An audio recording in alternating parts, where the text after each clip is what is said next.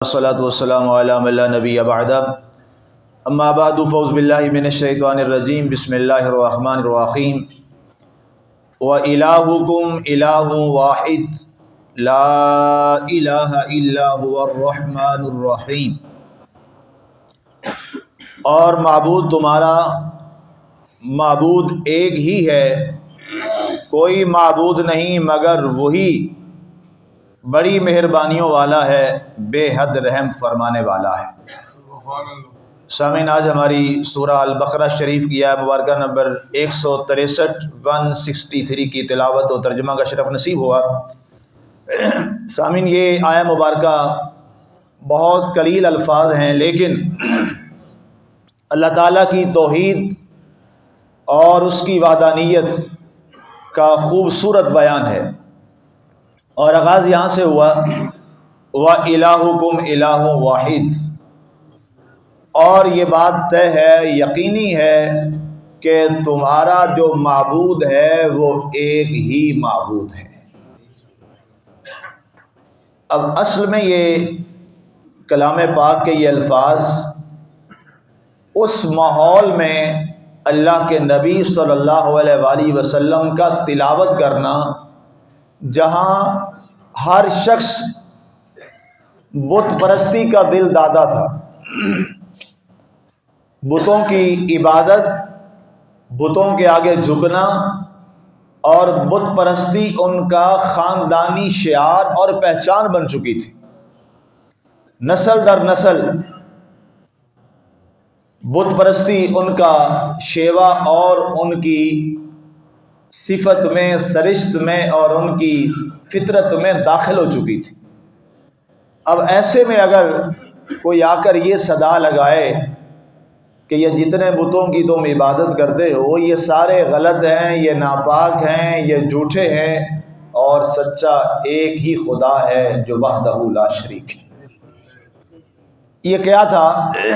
یہ اس پورے نظام سے لڑائی تھی،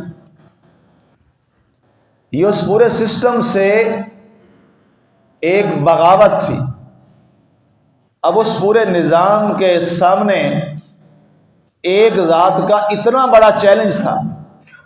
آج کے ماحول کو نہ دیکھیے کہ ہم الحمدللہ اللہ نے کرم کیا کہ ہم مسلمانوں کے گھر میں پیدا ہو گئے، تو ہمیں پیدائشی طور پر بتا دیا گیا کہ تمہارا اللہ ایک ہے، ہماری زبان ماؤں نے کھلوا دی کلمہ شریف پر، توحید و رسالت پر، تو ہمارے لیے یہ بات اتنی اہمیت کی اس لیے نہیں بنتی اور سمجھ ہمیں اس کا اندازہ اس لیے نہیں ہوتا کہ ہم نے اس کے لیے سیدھی بات ہے نہ شہر چھوڑا، نہ ملک چھوڑا، نہ باپ کی قربانی دی، نہ ماں کی قربانی دی، نہ بھائیوں کی قربانی دی، نہ اپنی جانیں قربان کی۔ یہ ان سے پوچھو جس نے 6-7 بھائی ذبح کروائے اس ایک کلمہ شریف کے لیے۔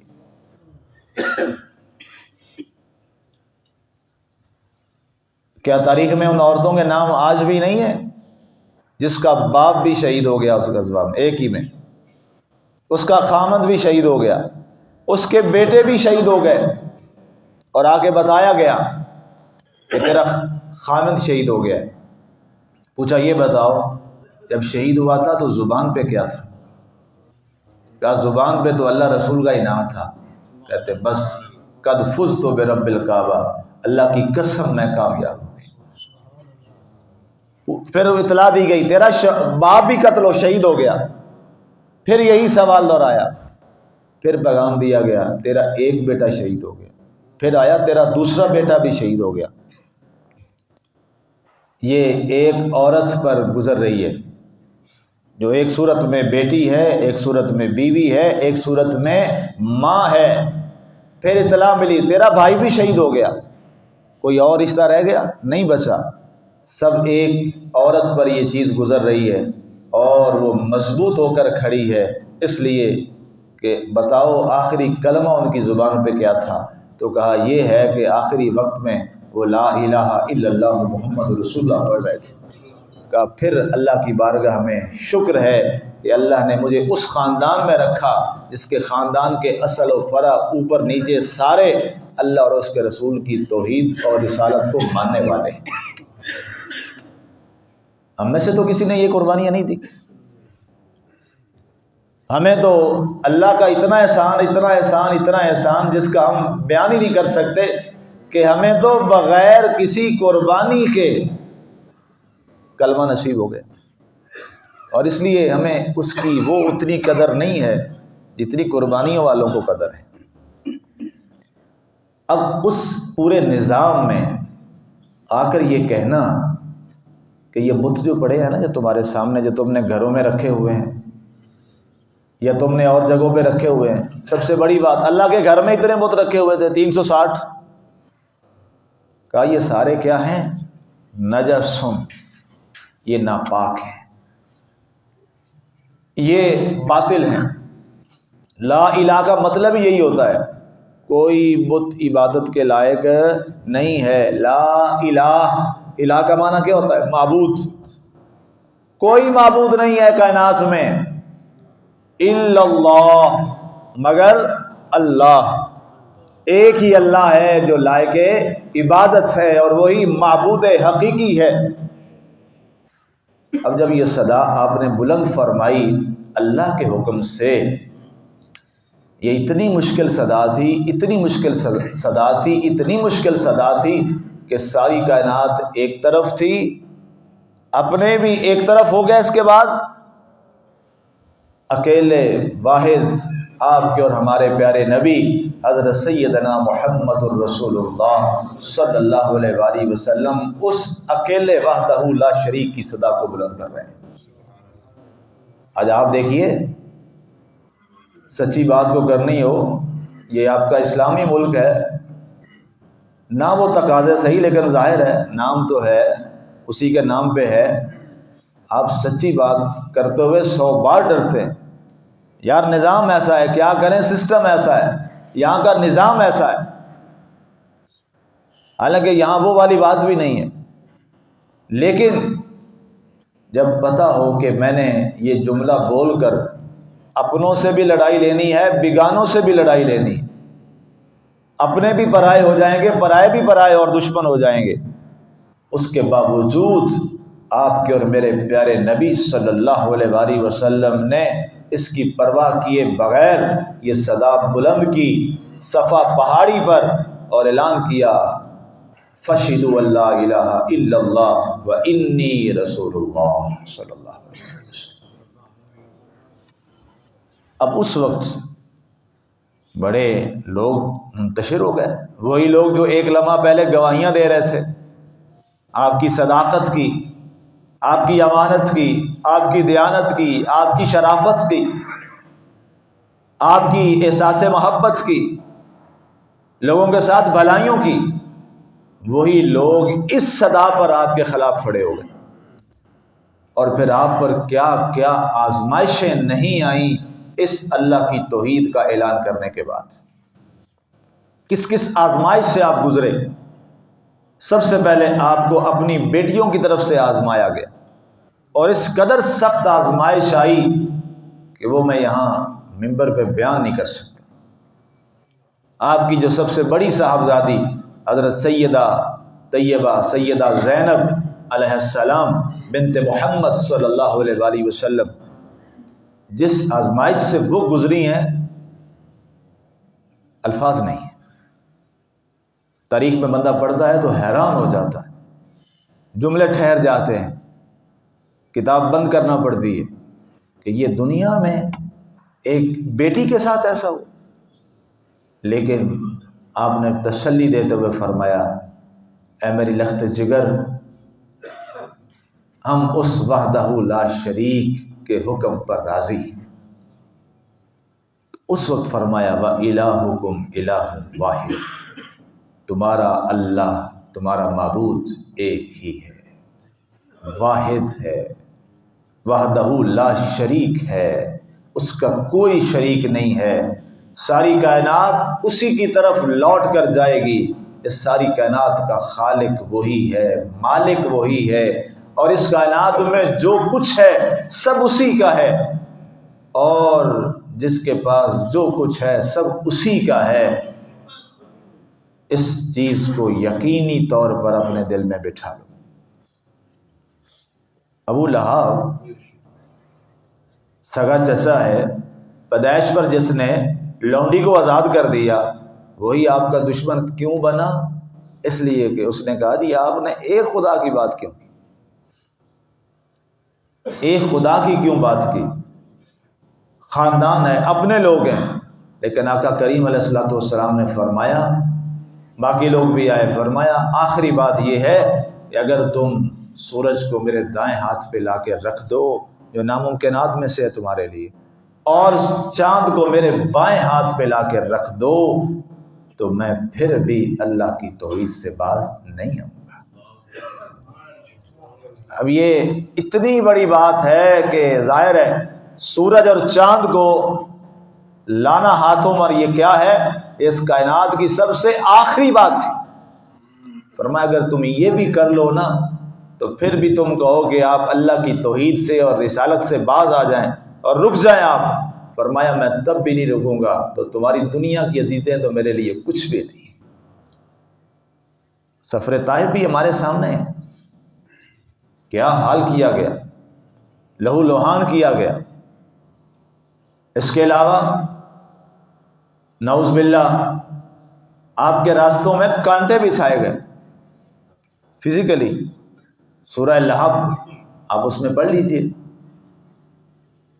وَمَرْأَتُهُ حَمَّالَةَ الْحَطَبِ، قاعدہ قرآن کے الفاظ ہیں، لیکن اس کے باوجود آپ کا اعلان یہی رہا توحید خالص کا، وَإِلَٰهُكُمْ إِلَٰهٌ وَاحِدٌ، تمہارا اللہ ایک ہی اللہ ہے۔ سامعین، ہمیں اسی عظیم پیغام کو اور اس بڑے اعلان کو ہم نے اپنے دلوں میں راسخ کرنا ہے کہ ہمارا معبود ایک ہی معبود ہے، ہمارا اللہ ایک ہی اللہ ہے، اللہ کے سوا اس کائنات میں کوئی اور عبادت کے لائق نہیں ہے، وہی عبادت کے لائق ہے، اس کے علاوہ سجدہ کسی کو نہیں ہے، سجدہ صرف اللہ وحدہ لا شریک کو ہے، اسی کو سجدہ روا ہے، اور وہی اس کائنات کا سب سے زیادہ مستغاث ہے، اور وہی سب سے زیادہ ہے جس کی طرف لوٹنا ہے سب کو۔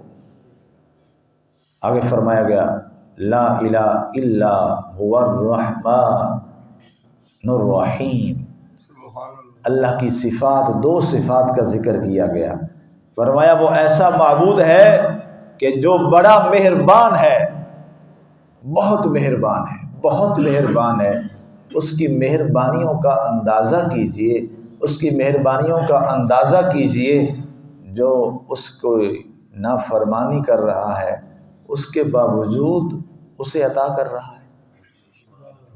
اور پھر مزے کی بات ہے، طاقت ہوتے ہوئے، ایک ہے نا طاقت نہیں ہوتی، طاقت ہوتے ہوئے سب کچھ اس کے اختیار میں ہے، اور اس نے کرنا کیا ہے؟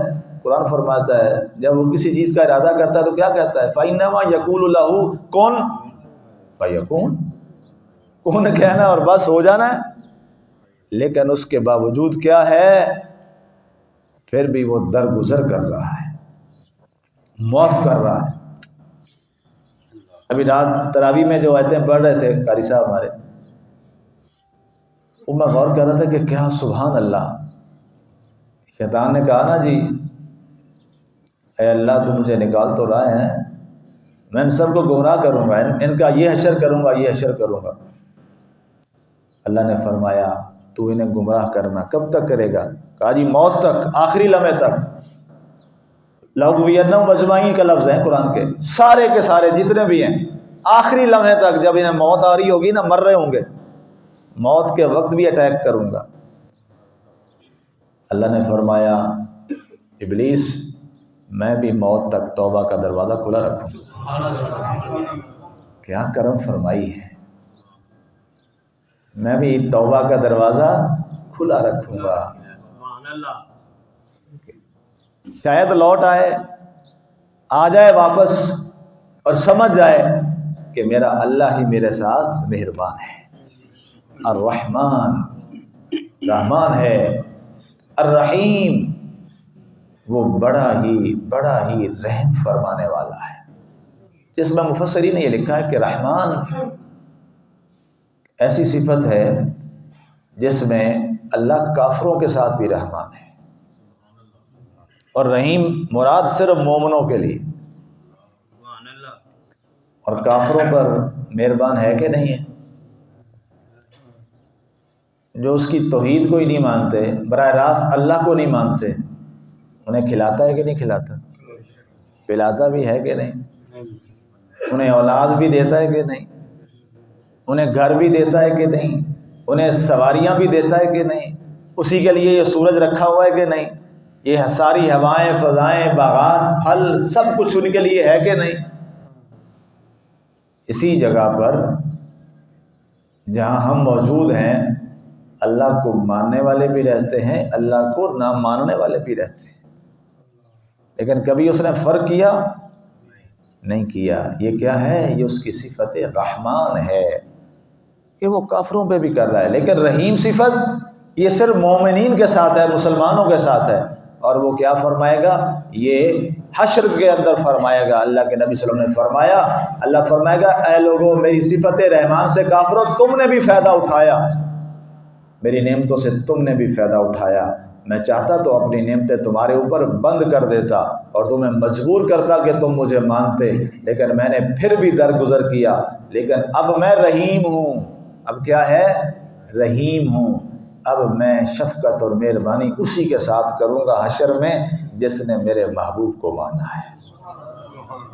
اور ظاہر ہے جس نے محبوب کو مانا ہے تو محبوب کا تو پہلا لفظ یہی تھا، لا الہ الا اللہ محمد رسول اللہ صلی اللہ علیہ وسلم۔ بس اسی کلمے کو مضبوط کیجیے، اسی کلمے کو دل میں اتاریے، اور اسی کلمے کا ورد اس قدر کثرت سے کیجیے، پورا کلمہ شریف لا الہ الا اللہ محمد رسول اللہ صلی اللہ علیہ وآلہ وسلم۔ درود شریف اس لیے پڑھتے ہیں کہ اللہ اس درود پاک کی برکت سے ہمارا کلمہ بھی اللہ قبول فرما لے گا۔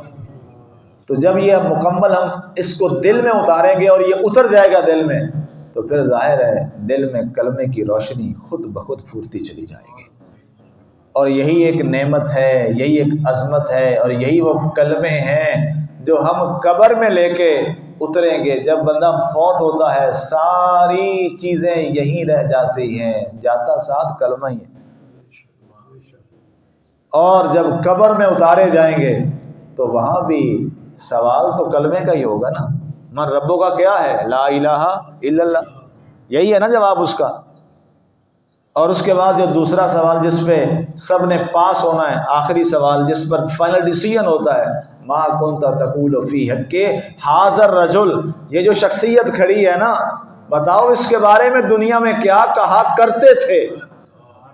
کانا کا صیغہ ہے کنتا، ٹھیک ہے، کنتا، ٹھیک ہے، پاسٹ، ما کنت تقول فی حق ھذا الرجل، مضارع سے پہلے جب کان آئے تو پھر ماضی کا معنی دیتا ہے گرامیٹیکلی۔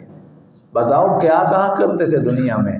تو جو کلمہ پڑھنے والا ہوگا وہ کہے گا میں تو ہر روز اتنے 100 بار اقرار کرتا تھا محمد الرسول اللہ، محمد الرسول اللہ، محمد الرسول اللہ، یہ اللہ کے رسول ہے۔ تو بے ساختہ زبان سے یہ لفظ اللہ تعالیٰ پھر نکلوائے گا، بس یہ ہو گیا تو پھر یہی انسان کی کامیابی کا راستہ ہے۔ اللہ کی ذات ہمیں توحید کامل، توحید خالص اور رسالت کاملہ پر زندگی اور اسی پر موت نصیب فرمائے، اور ہمیشہ اپنی یہ دعا ہمیشہ رکھا کیجئے، اے اللہ ہمارا خاتمہ کلمہ شریف پر، ہم سب کا خاتمہ کلمہ شریف پر ہو، اور جس کا خاتمہ اس خوبصورت کلمہ شریف پر ہو گیا تو اس کے لیے دنیا میں سرٹیفکیٹ مل گیا، اور یہ تبھی جاری ہوتا ہے جب زندگی میں اس کلمے کے ساتھ محبت نبھائی ہوگی، خود بخود زبان پہ جاری ہو جائے گا۔ اللہ تعالی ہمیں عمل کی توفیق عطا فرمائے، آمین۔ وما علینا الا البلاغ المبین۔